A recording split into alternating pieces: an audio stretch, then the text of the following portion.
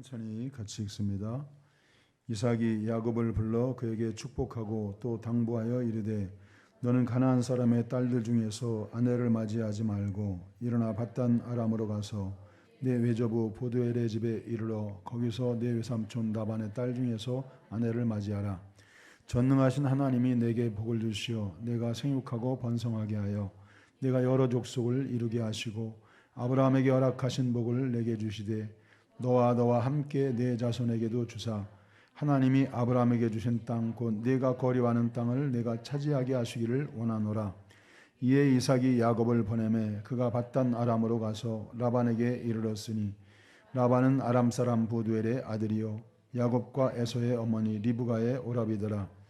에서가 본즉 이삭이 야곱에게 축복하고 그를 밧단 아람으로 보내어 거기서 아내를 맞이하게 하였고 또 그에게 축복하고 명하기를 너는 가나안 사람의 딸들 중에서 아내를 맞이하지 말라 하였고 또 야곱이 부모의 명을 따라 밧단 아람으로 갔으며 에서가 또 본즉 가나안 사람의 딸들이 그의 아버지 이삭을 기쁘게 하지 못하는지라.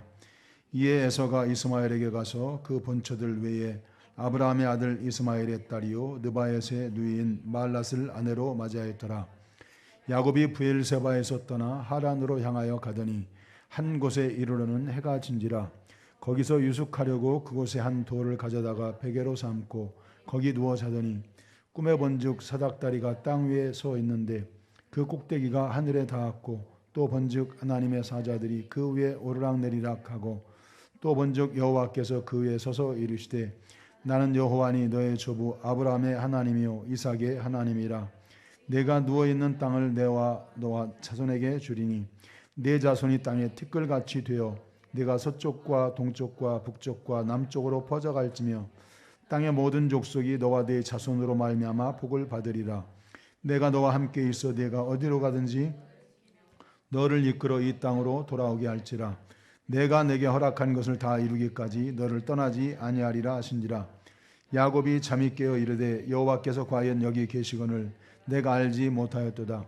이에 두려워 이르되 두렵도다. 이곳이요 이것은 다름 아닌 하나님의 집이요 이는 하늘의 문이로다 하고 야곱이 아침에 일찍 일어나 베개로 삼았던 돌을 가져다가 기둥으로 세우고 그 위에 기름을 붓고 그곳 이름을 베델이라 하였더라. 이 성의 옛 이름은 루스더라.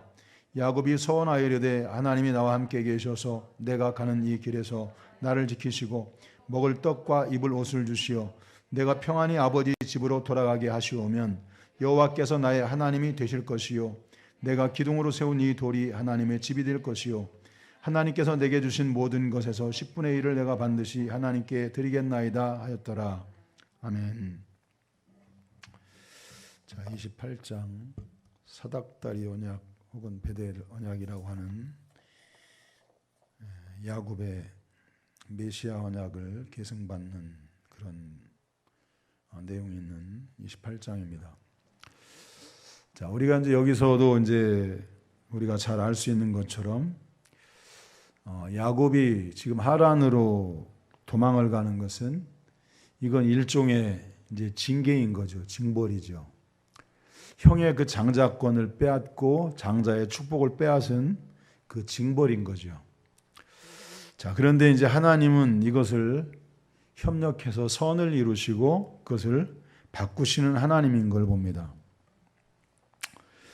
자, 야곱은 이렇게 이제 자기 욕심으로 형의 그 장자권을 뺐고 아버지의 축복을 뺐고 메시아 언약을 빼앗지만 하나님은 이것을 바꾸세요.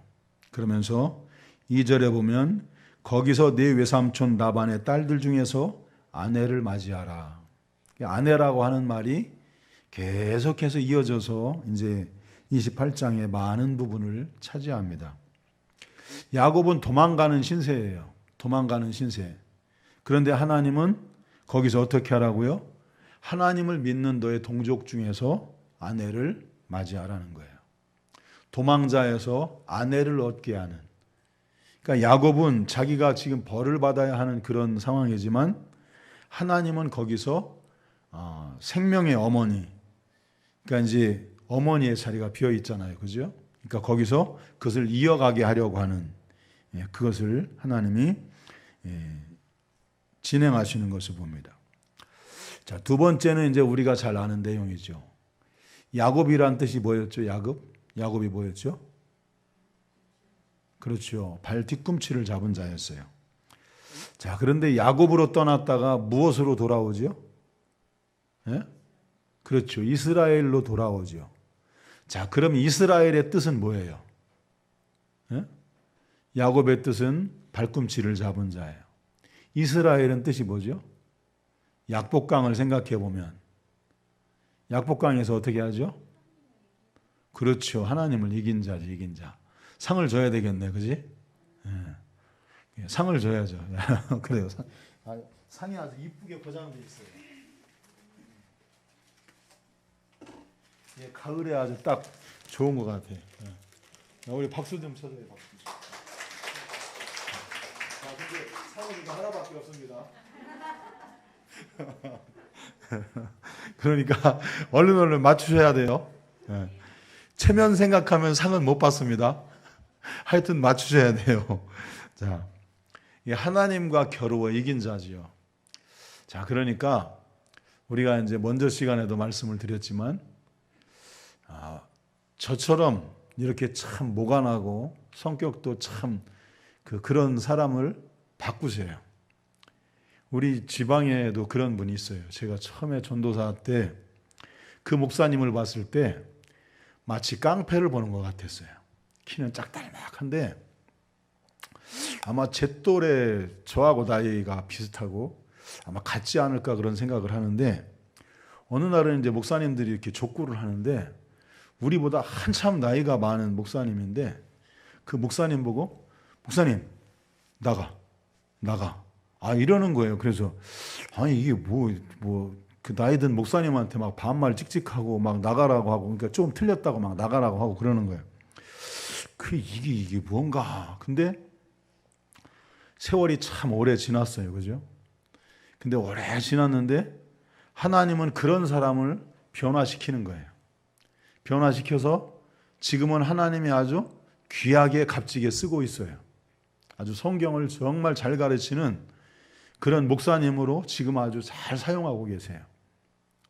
그러니까 이 야곱이라고 하는, 그러니까 욕심쟁이지요.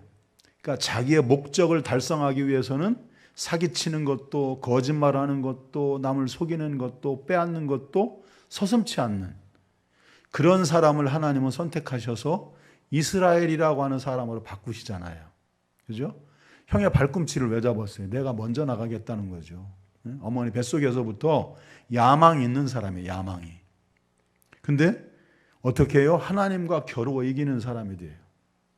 그러니까 고난 속에, 연단 속에, 시련 속에 하나님 앞에 무릎 꿇을 줄을 알고, 또 하나님 앞에 기도할 줄을 알고, 하나님 앞에 자기의 문제를 가지고 해결하려고 하는 하나님의 사람으로 변화되어서 돌아오는 거예요. 할렐루야. 자, 여러분, 우리들도 한번 이렇게 봐요. 가끔씩은 뒤를 돌아보는 것도 유익이 될 것 같아요. 그러니까 나의 지나온 날을 이렇게 돌아보면 내가 처음 신앙생활 했을 때 나의 모습과 오늘 나의 모습을 이렇게 돌아보면 참 많이 변화되고 많이 성숙해 있잖아요. 그죠? 아멘들을 안 하시네. 변화가 안 되신 거예요? 예? 변화가 안 되면 생명이 없다니까요. 예? 생명이 있어야 변화가 되는 겁니다. 할렐루야. 예. 어느 날 돌아보면 우리가 많이 변화된 모습을 보게 되잖아요. 그것처럼 하나님은 그런 야곱을 그 밧단 아람이라고 하는 그곳에서 장장 20년의 그 세월 동안 야곱을 훈련시키고 연단시키는 거예요. 그 고난 속에, 시련 속에.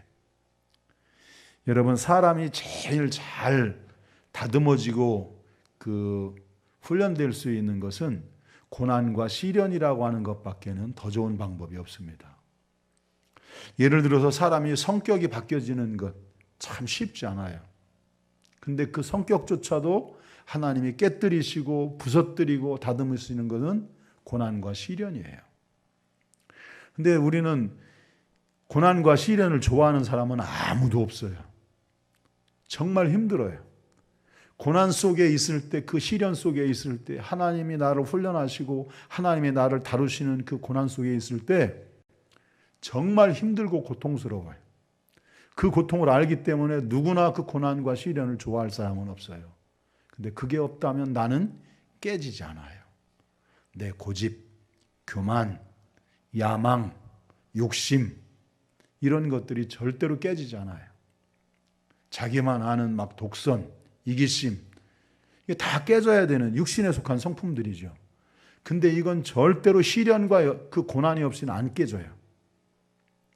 그러니까 시련과 연단을 많이 받은 사람들은 둥글둥글해져요. 뭐가 나 있지 않고. 그러니까 이렇게 예민하고 뭐가 나 있는 사람들 있잖아요. 아직 시련을 덜 겪어서 그래요. 여러분들이 이제 여러분 스스로가 잘 알 거예요. 그죠? 누가 말 안 해도 내가 나를 알잖아요. 내가. 그죠? 하나님 앞에서 나를 알잖아요. 그러면 내가 정말 그냥 둥글둥글한지 예민한지 그건 다른 사람이 말을 안 해도 내가 알아요. 내가. 근데 저는 제 주변 사람들이 저를 얘기해 줘요. 어떤 목사님이 그런 얘기를 했어요. 강 목사도 참 쉽지 않은 사람인데 그 교회에서 버티고 있는 성도들도 참 대단해. 그러니까 제가 이제 어떻다는 걸 얘기를 해주고 있는 거죠. 그분 오랫동안 옆에서 봤으니까. 물론 그렇죠. 정말 그래요. 그래서 많은 고민들을 하기도 하는데 예를 들어서 우리 성도님들에게 그냥 구원받고 은혜 받고 그랬으니까 이제 둥글둥글 복을 받고 그러면서 이제 그냥 우리에게 주어진 주님의 일을 하다가 가면 되지. 뭐 이런 식의 목회를 하고 이런 식의 설교를 한다면 우리 교회에서 떠날 사람 별로 없어요. 또 목사하고 이렇게 마찰이 생길 일이 별로 없어요. 근데 예를 들어서 일주일에 한 번 오는 이 성도들에게 어떻게 해야 변화시킬 수 있을까? 어떻게 하면 이 사람들이 변화될 수 있을까? 그걸 고민하면 예를 들면 그 둥글둥글한 그런 말씀을 전한다면 사람들이 부담될 일이 없어요. 네? 부담될 일이 없어요. 그런데 정말 일주일에 한 번 오는 이 성도들에게 어떻게 해야 변화시킬 수 있을까? 어떻게 하면 하나님의 말씀을 저들에게 정말 제대로 전해서 저들의 삶이 바르게 될까? 이걸 고민한다면 까칠한 설교를 안 할래야 안 할 수가 없지요. 이해가 좀 되실라는지 모르겠어요.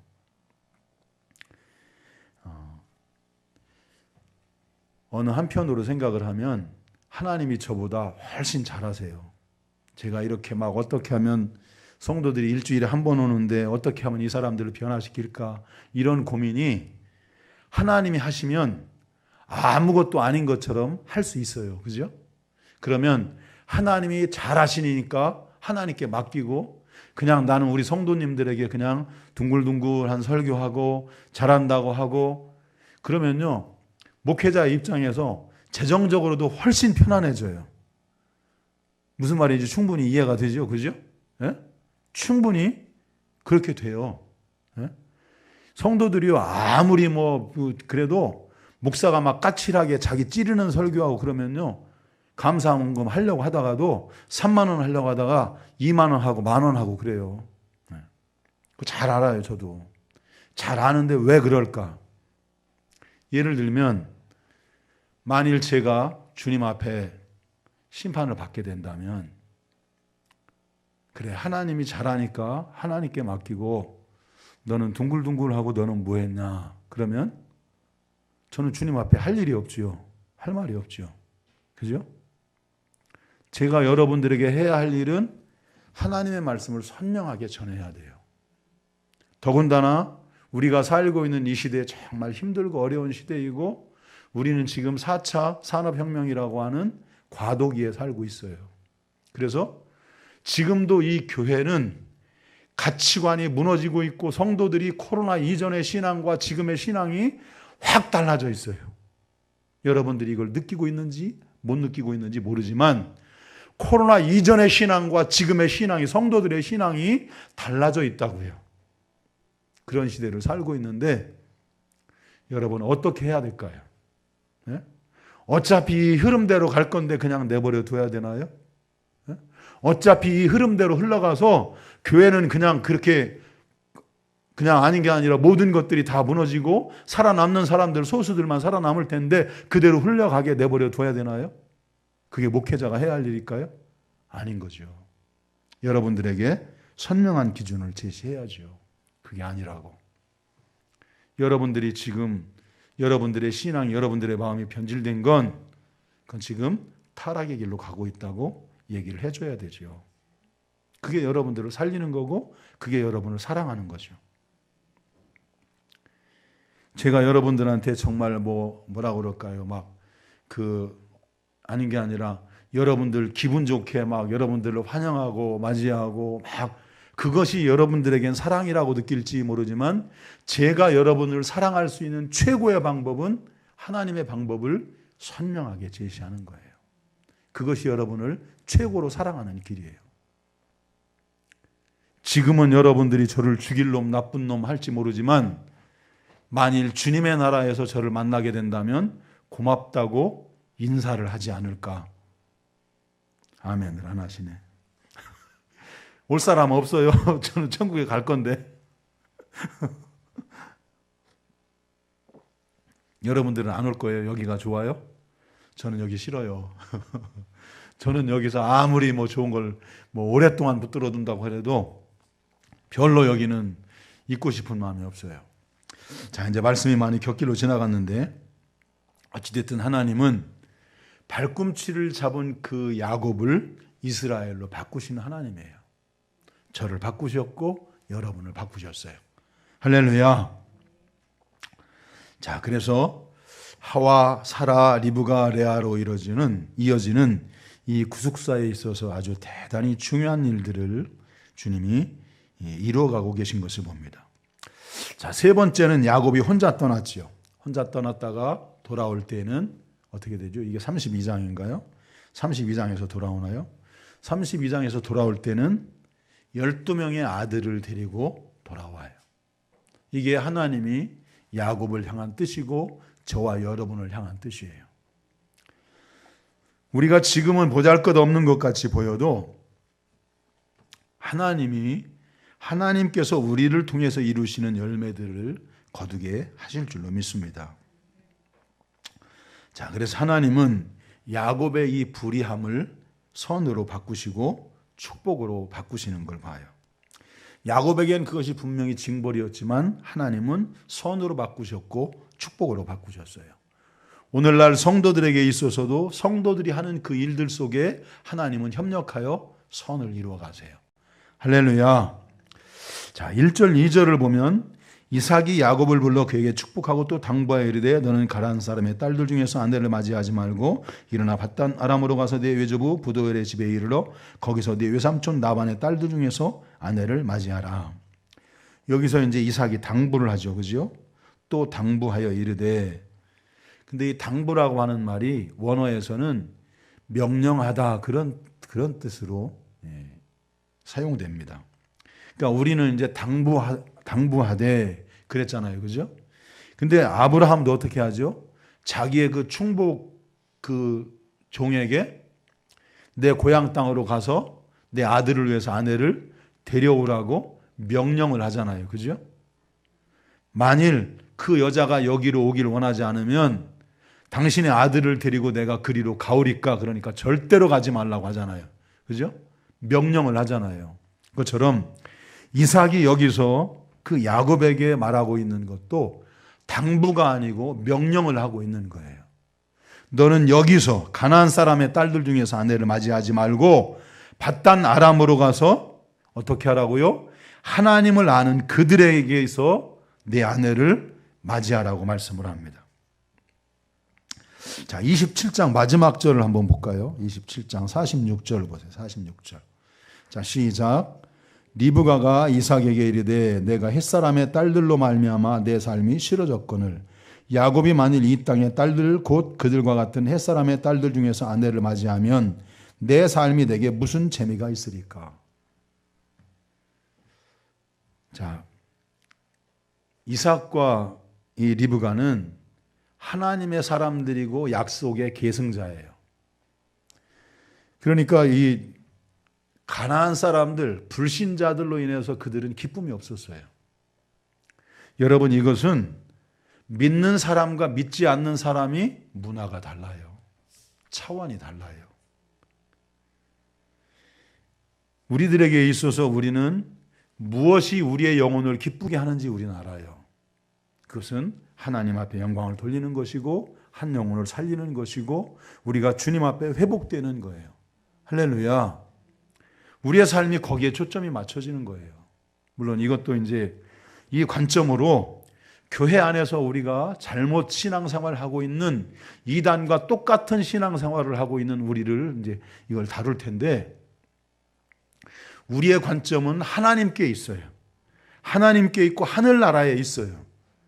그래서 우리는 하나님을 기쁘시게 하고 하나님의 영광을 드러내고 하나님의 이름을 전하는 것이고 하나님의 이름을 알리는 것이 우리가 이 땅에서 살아가는 삶이에요.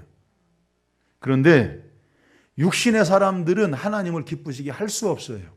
육신의 사람들의 기쁨은 뭐예요? 명예를 얻는 것이고 부자 되는 것이고 돈 많이 버는 것이고 성공하는 것이고, 그것이 육신을 가진 사람들의 기쁨이에요. 얼굴 이뻐지는 거, 좋은 옷 입는 거. 저도 요즘 그런 생각을 해봤어요. 제가 확실히 우리 성도님들 덕분에 옷도 좋은 옷을 입고 다녀요. 그 전에는 입을 수 없었던, 그 전에는 정말 막 남루하고 초라한 옷들을 입고 다녔죠. 근데 요즘은 그래도 메이커를 입고 다니고, 이것도 다 우리 성도님들 덕분이죠. 그러니까 머리끝에서 발끝까지 저는 제 돈으로 산 건 거의 없어요. 다 성도님들이 주셔서 입는 거예요. 그러니까 목회를 하면서 우리 집사람하고도 그런 얘기를 해서, 우리 집사람이 말을 안 들어서 참 제가 한동안 미워했는데, 여기 왔을 때 우리 집사람에게 그랬었어요. 상성리 가서 절대로 먹을 거 가져오지 마라. 쌀 가져오지 마라. 반찬 아무것도 가져오지 마라. 교회에서 주는 거 먹고 교회에서 안 주면 굶자. 근데 그 말을 안 듣더라고. 여자들은 현실적이니까, 힘들으니까 쌀 가져오고 반찬 가져오고 그래요. 근데 저는 이제 평생 감사하지요. 여자 혼자서 막 힘든 농사를 지어서 어떻게 보면 막 먹여 살리다시피 그렇게 이제 공개하는 참 감사하죠. 그죠? 근데 하나님 편에서 보면 믿음이 무너지는 거예요. 가난하고 고통스럽고 시련이 있지만 하나님이 주는 거 먹는 거죠. 하나님 안 주면 안 먹고. 금식하면 좋지요. 뭐 옷 떨어진 거 입으면 어때요? 예? 남루하게 살면 어때요? 모르죠. 지금은 이렇게 이제 다 지나갔으니까 이제 이런 말을 하는지. 그때는 사실 고통스럽잖아요. 여러분들도 살아가다가 아닌 게 아니라 돈을 벌고 그래야 되는데 돈을 제대로 못 벌고 물질이 제대로 없으면 어떻게 보면 뭐 기운도 없고 사람들 앞에서 별로 이렇게 좀 주눅 들고 그러지 않나요? 그렇겠죠, 그죠? 네? 자, 그런데 여러분, 성도들에게 있어서도 분명하게 세워져야 하는 건, 우리가 잘 되고 성공하고 명예를 얻고 부자가 되고 그것 때문에 기쁨을 얻는다는 건 하나님의 사람이 아닙니다. 내 영혼이 잘 되는 거죠. 주님이 나와 함께 하는 거죠. 주님이 내 기도를 들어주시고 주님과 나와의 교제가 막히지 않는 것, 그것이 우리의 기쁨이고 자랑이에요. 할렐루야. 그러니까 우리가 다른 것 자존심 세우지 마시고 사람들 앞에서 막 목이 고다가지고 어깨 높이고 목에 기부스하고 이런 거 하지 말고, 하나님 앞에 하나님과 나 사이에 섰을 때 하나님이 내 기도에 응답해 주시고 주님과 나와 그 인격적인 교제가 살아있고 내가 부르면 주님이 응답해 주시고 주님의 마음을 내가 알 수 있고 그런 그 살아있는 교제가 이루어지는 것, 그걸 여러분의 자존심으로 삼고 그걸 여러분의 자랑으로 삼을 수 있는 그런 성도들이 되기를 예수님의 이름으로 축복합니다. 할렐루야. 할렐루야. 네. 여러분 아멘 하셨어요?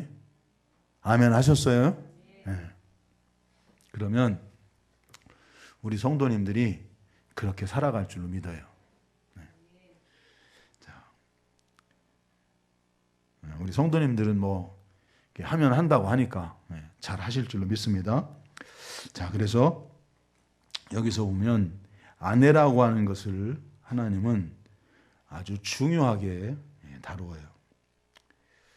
사실은 저도 이 배우자 문제를 깊이 이렇게 다루고 싶은 그런 내용들이 많이 있어요. 저도 인생을 살아오면서 저도 이제 그 신앙 일대잖아요. 그리고 내가 이제 목회를 해야 하고 신학을 해야 되는데 결혼을 못 해가지고 있을 때 거기서부터 경험된 또 내가 지금까지 결혼하면서 내가 목회를 하면서 경험한 이 모든 것들로 사실은 배우자를 구하는 사람들에게 그런 말씀들을 많이 해주고 싶은 것들이 있는데 이게 기회가 될라나 모르겠어요. 하나님도 아내라고 하는 것을 아주 중요하게 다뤄요. 우리 성도님들도 대부분 이 결혼이라고 하는 것에서 어떤 사람은 막 땅을 치고 후회할 만큼 살기도 하고 어떤 사람은 한 이불을 덮고 있으면서도 원수로 살고 뭐 이런 일들이 지금도 성도들에게 있잖아요. 예? 이게 남의 일이 아니고 내 얘기잖아요. 내 얘기. 그죠? 우리가 어디서부터 잘못 가고 있다고요? 창세기에서부터 잘못 가고 있다고요. 아담과 하와에서부터. 그 이후에 성경적인 부분들은 그만두고 하나님이 아담과 하와를 만든 것에서부터 잘못되어 갔다고요. 왜 그럴까요? 우리가 하나님께 집중하지 않았기 때문이고 우리가 하나님 앞에 구하지 못했기 때문이고 우리가 하나님 앞에 귀를 기울이지 못했기 때문에 그래요. 내가 원하는 대로 내가 하고 싶은 대로 그때 필요를 따라서 선택한 것이 오늘날 내 인생이 그렇게 되었다는 거예요. 자, 우리가 이제 그런 얘기들을 이렇게 한다면 우리들에게도 할 얘기들이 참 많이 있긴 하겠죠. 그래서 이것은 정말 중요한 일이고 신중한 일입니다. 그래서 저와 여러분이 이 아브라함도 그 늙은 총에게 말하죠. 너는 내가 거주하는 이 지방 가나안 족속의 딸들 중에서 내 아들을 위하여 아내를 택하지 말고 내 고향 내 족속에게로 가서 내 아들 이삭을 위하여 아내를 택하라.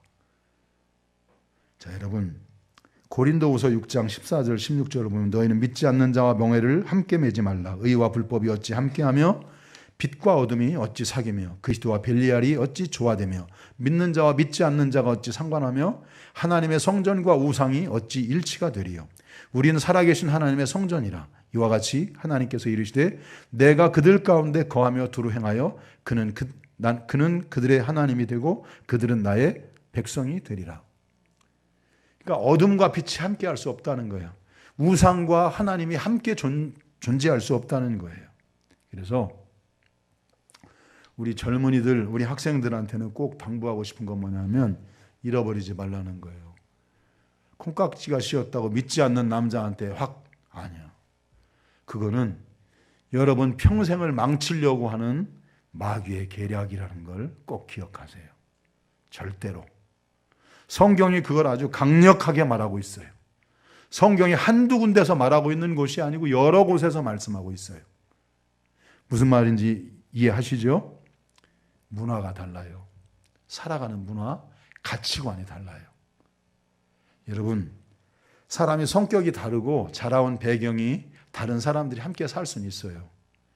근데 가치관이 다른 사람하고는 살기가 정말 힘들어요. 정말 힘들어요.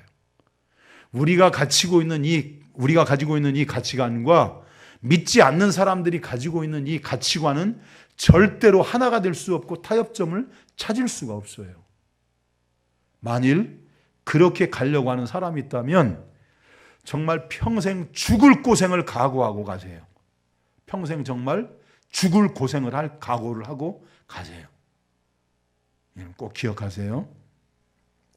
자, 하나님은 27장에서 야곱이 저질러 오는 이 불상사를 하나님 이것을 선으로 바꾸세요.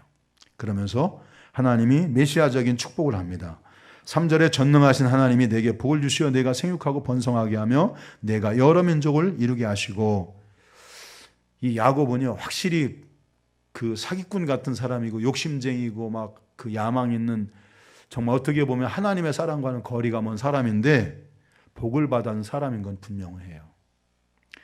이삭이 정신이 없어서 혼란스러울 때 장자의 축복을 빼앗기도 하지만, 이삭이 정신을 차렸을 때 두 번째 복을 이 야곱은 다시 받아요. 그러니까 아버지로부터 두 번의 축복을 받아요. 에서는 어떻게 됐죠? 장자인데 한 번의 축복을 받으려고 그처럼 애를 썼지만 한 번의 축복도 받지 못했는데, 야곱은 두 번의 축복을 받아요. 아주 혼미했을 때, 정신없을 때 그냥 얼떨결에 그냥 복을 받았고, 나중에 이삭이 정신을 차리고 메시아 언약을 다시 기억하고 난 후에, 그리고 나서 다시 메시아 언약의 축복을 다시 받습니다. 자, 여러분, 우리가 하나님의 복을 받을 사람들은 반드시 복을 받게 되어 있습니다. 할렐루야. 우리 사랑하는 성도님들이 하나님이 반드시 복 주실 사람들인 줄로 믿습니다. 하나님이 여러분들을 회복시키시고 축복하실 줄로 믿습니다. 네. 자, 그래서 이 야곱은 그렇게 이제 이삭의 축복을 받고, 또 이삭이 그 밧단 아람으로 가라고 보내주죠. 그래서 그 형의 그 분노를 피해서 이제 밧단 아람으로 피신하게 되는 것을 봅니다. 자, 4절도 보면 아브라함에게 허락하신 복을 내게 주시되 너와 함께 네 자손에게도 주사 하나님이 아브라함에게 주신 땅 곧 내가 거류하는 땅을 내가 차지하게 하시기를 원하노라. 그러니까 이제 이삭이 이제 멀쩡한 정신으로 돌아왔어요. 멀쩡한 정신으로 돌아와서 그 메시아 언약과 할아버지 아브라함에게 주셨던 그 축복의 약속을 기억하고 그것을 야곱에게 축복하는 걸 봅니다. 그러니까 이 말씀 속에서 우리가 보는 것은 뭐냐면, 이제 야곱이 정식으로 메시아 언약의 계승자라고 하는 것을 드러내시는 거예요. 나타내시는 거예요. 할렐루야. 자, 그러면서 이제 그 8절 9절에도 보면 가나안 땅 사람의 딸들이 그의 아버지 이삭을 기쁘게 하지 못하는지라 이에 에서가 이스마엘에게 가서 그 본처들 외에 아브라함의 아들 이스마엘의 딸이요 느바요스의 누이인 마할랏을 아내로 맞이하였더라. 그러니까 이스마엘이 그 가나안 여자들을 이제 아내로 맞이했는데 이 사람들이 부모님을 기쁘게 못하는 거예요. 근데 가만히 이제 얘기를 들어보니까 그 이삭도 리브가도 어떻게 야곱을 어디로 보내요? 에? 야곱을 밧단 아람 자기 친족에게로 보내서 거기서 아내를 얻으라고 하잖아요. 그죠? 그러니까 이 이스마엘이 어떻게 해요? 이 에서가 어떻게 해요? 누구를 찾아가요?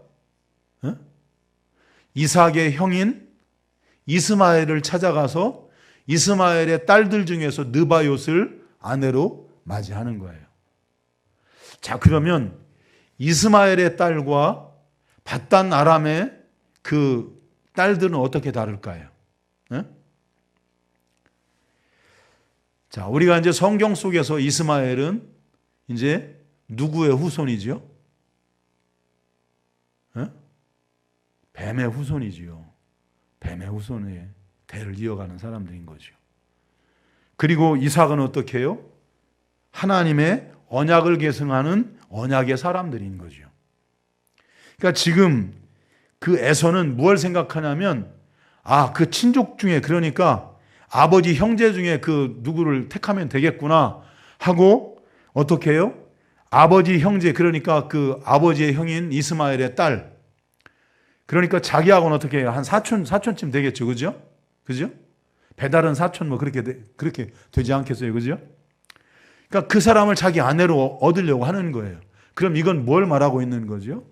이건 하나의 흉내만 내는 거죠. 흉내만. 그러니까 여기에 핵심은 없고 모양만 갖추려고 하는 거죠. 그러니까 여기에 이제